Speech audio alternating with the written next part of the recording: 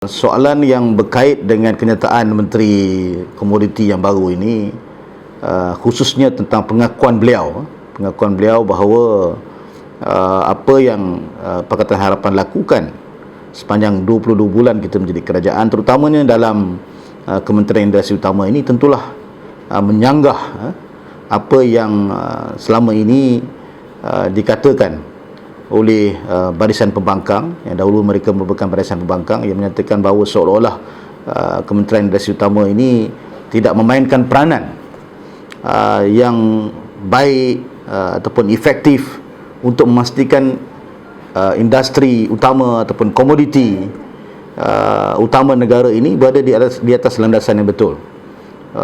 Maka apabila beliau menyatakan bahawa apa yang kita lakukan selama ini merupakan perkara yang baik, yang betul, maka sewajarnya itu merupakan jawapan kepada semua kritikan yang mereka lemparkan sebelum ini. Pada saya, kritikan-kritikan mereka itu tidak ada asas. Pakatan Harapan tentunya mengambil sikap terbuka untuk mendengar sebarang kritikan, tetapi kritikan itu mestilah mempunyai asas untuk memperbaiki komoditi dan juga industri yang berkaitan dengan komoditi.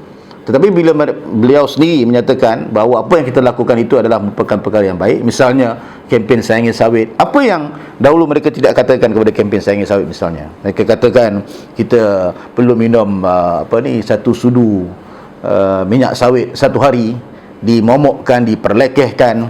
Tetapi terbukti hari ini apabila mereka mengambil alih melalui jalan pintu belakang ini, mereka ketahui bahawa apa yang kita lakukan selama ini merupakan perkara yang tepat, sama ada dalam usaha untuk memastikan industri sawit, industri getah, industri koko, kayu kayan dan sebagainya berada di atas landasan yang betul.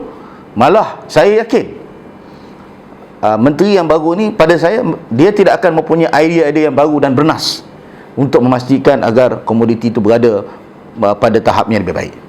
Sebab itulah dia mulakan perkhidmatan beliau ini dengan memuji apa yang kita lakukan. Jadi pada saya, biarlah rakyat, terutamanya pekebun-pekebun kecil di luar sana, menilai apa yang telah kita lakukan, apa yang telah kita usahakan selama 22 bulan ini, yang tentunya berkisar tentang dua perkara, iaitu memastikan industri yang berkaitan dengan komoditi ini terus berkembang maju, dan yang keduanya, kebajikan pekebun-pekebun kecil itu dijaga dengan baik. Jadi saya ingin sarankan kepada menteri yang baru agar teruskanlah dengan dasar-dasar kami. Jangan ubah apa yang telah kami susun selama ini.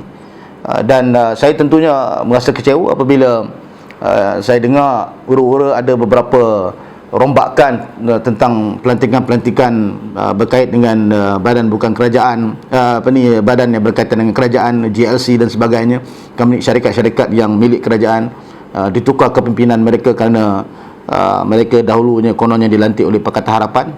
Pada saya, rakyat boleh menilai misalnya pelantikan pengurusi MPOB, Tan Sri Ahmad Baki, yang merupakan seorang tokoh yang cukup tersohor dalam bidang industri sawit ini.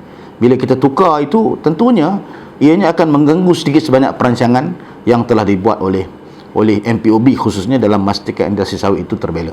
Jadi banyak lagi sebenarnya perkara-perkara yang telah pun kita lakukan, dan kita harap apa yang dinyatakan oleh menteri tersebut, menteri yang baru ini, agar dapat memberikan keyakinan kepada rakyat bahawa sebenarnya apa yang mereka tohmahkan dan fitnahkan sebelum ini, atau mereka katakan sebelum ini, adalah perkara yang tidak benar sama sekali.